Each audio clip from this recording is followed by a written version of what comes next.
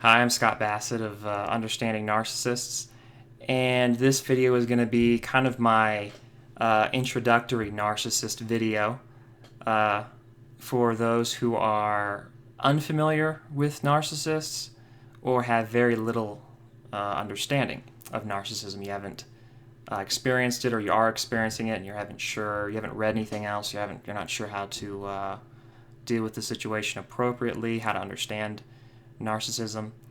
And these three signs are not the most comprehensive, but they're the best introduction, and they're good for kind of situating your mind to begin to understand narcissism more deeply. And so I like to kind of use these as a springboard to more advanced and complicated ideas regarding narcissism, because one thing I have to say right now is that narcissism is not. It is a complicated disorder, and I guess you could say all disorders are complicated, but this is not one where you can just read a quick fact sheet or even a doctor's diagnosis to really fundamentally understand narcissism. You kind of have to step inside of their shoes, and there are a lot of ways of doing that. But initially, you need, I find, these three signs to be invaluable. So, right before we get into them, there's also I want to consider the experience of the viewer, because I found that in my business and in the information I provide, there are three types of readers and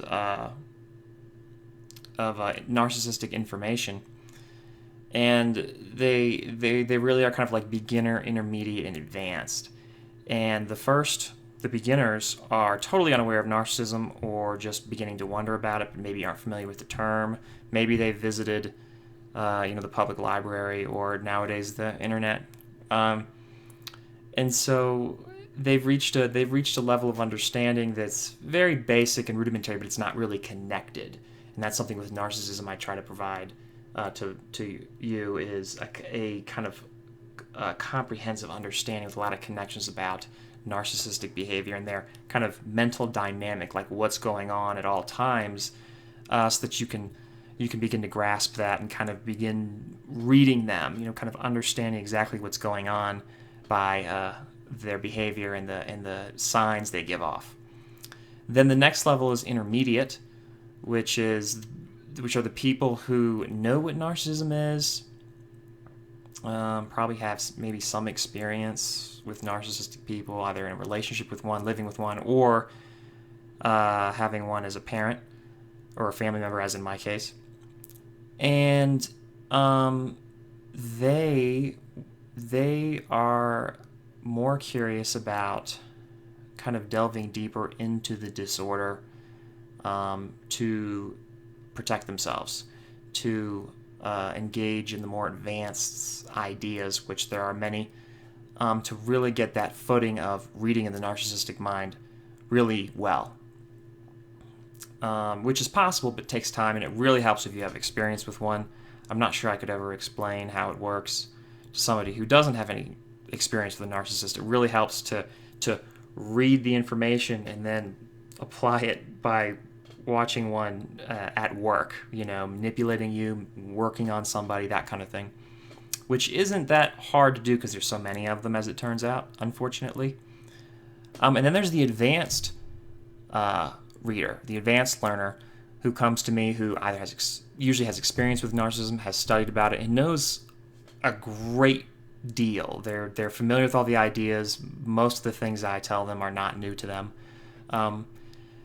And these videos will still be helpful for them as well, but I'll probably have a separate section or class of videos to make it more suitable for them, because they know most of the basic stuff. But there's going to be a lot of basic stuff on this channel, and when it's more advanced, I'll be sure to describe it as such. So the three principles I always teach are one, the first sign being lack of empathy. Now, the funny thing about this sign is that it isn't new. It isn't unusual or unique in any way. There are numerous disorders which or people with personality disorders who exhibit a lack of empathy. And they usually denote that term with the word psychopathy, or they're psychopaths. And technically speaking, narcissists are psychopaths, but the way it expresses itself is not necessarily or always in a kind of glossed over, dead look in their eyes, and that they simply don't care about you.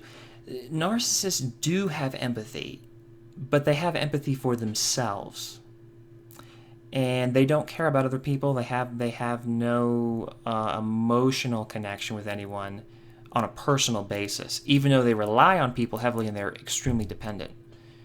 To the extreme. There's nobody more dependent. It's really helpful to think of them right at the outset as children. They are, and they can still be children narcissists, but when they grow into adults, they're just adult children. And that's how they relate to people. Usually it's by, they think of you as their parent. They have a child-parent relationship with everyone. And what they're always trying to do is find somebody who is suitable to be their spouse, their husband or wife, that they can treat and have the relationship with them as if they're their parent, the responsibility. And so that's the first thing to kind of get into your head. But back on the empathy subject, it's important that unlike, say, a hardened criminal psychopath who gets sentenced to life, and he upon hearing his sentence, his facial expression doesn't change. He doesn't care. It's not his problem. Narcissists do care about themselves. They're terrified. They're very scared. They conceal it behind all kinds of illusions, of competence, bravery, intelligence, especially control over the situation. That's how they alleviate that fear. But they're absolutely terrified. So keep the children concept in your mind, because that's how to approach them. That's what they are. They're children who are masquerading as adults, and really extremely competent adults. So it's important to note they have empathy for themselves. And the last part of that is that they're sadistic. They enjoy your pain, your emotional pain, torture, trauma that they like to set in motion, that they cause by various ways, which we'll talk about in the future. They enjoy it.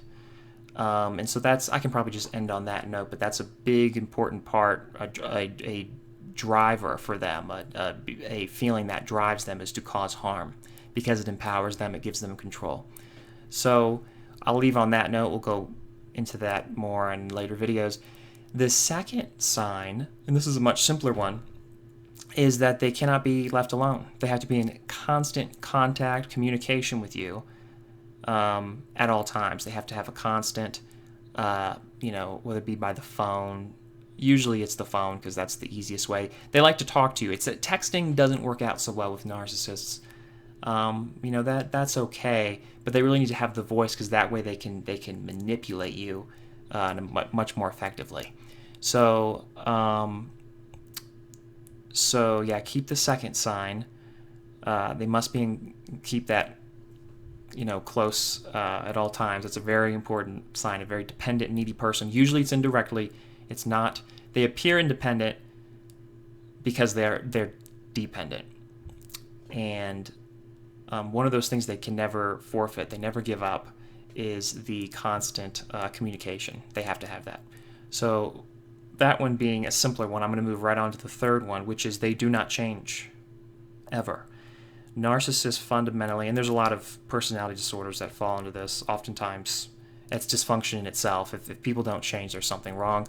So narcissism is a lot different from a lot of other disorders, sometimes the polar opposite, so it can get confusing. But in this case, it does fall under that general criteria, which is they don't change. And with that lack of change, they attempt to conceal that as well. That's where it becomes a little complicated. Narcissists can adapt to different situations to make themselves appear a certain way to people. They're very good at that. but they fundamentally cannot change as people. They're always doing the same thing. If they lose a spouse, or their spouse leaves them, or something happens, they go to find another one, and usually very quickly. And so it's that kind of stuff, that pattern, those cycles of behavior that you're witnessing, that you're familiar with, continue forever. It never stops. The same thing's always going on in their mind, but they are wise enough. For whatever reason, they have the capacity to appear as if they are changing. They can adapt to different situations to kind of become different people.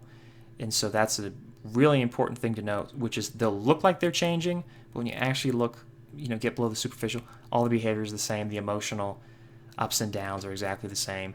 The abuse is the same. They're always doing the same thing. They're trying to create the situation where they can get somebody, you, in a situation where they're living with them and they're abusing them, and they can continue the cycle of supporting that grandiose illusion they have about themselves. So without going into all those concepts that I dropped, just those three signs taken together would be really useful for you. And maybe watch the video again and think on it, that kind of thing. And then if you do know a narcissist, watch, because you will see them. You will see these signs emerge, and it'll make more sense for you. So thanks for watching. Like the video, subscribe to the channel if you haven't already and you want to see more. And if you want to know a lot more about narcissism, I've written a book called The 16 Signs of a Narcissist, which goes way into depth about all kinds of stuff. So if you don't want to wait for more videos, just click below in the description box, and I've got that link down there, and you can check out the book. And thanks for watching. Have a wonderful day. Bye. I'd like to turn it off, but I can't. Okay.